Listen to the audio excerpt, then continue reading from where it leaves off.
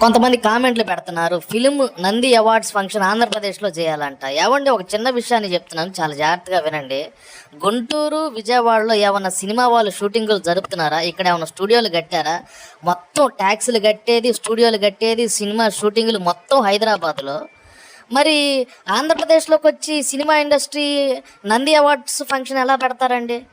గుంటూరు, విజయవాడలో ఏమన్నా స్టూడియోలు కట్టి షూటింగులు జరిపితే నంది అవార్డ్స్ ఫంక్షన్ ఇక్కడ జరిపారంటే ఒక అర్థం. కానీ మొత్తం హైదరాబాద్లో ట్యాక్సులు తెలంగాణలో కట్టి సినిమా టికెట్ రేట్లు ఆంధ్రప్రదేశ్లో పెంచితే ఏమన్నా అర్థం ఉందా చెప్పండి? ఇక్కడ గుంటూరు, విజయవాడలో ఏ రోజైనా ఒక షూటింగ్ జరిగింది? ఎప్పుడో 10 సంవత్సరాలకు ఒకసారి ఆడియో ఫంక్షన్ పెడతారు.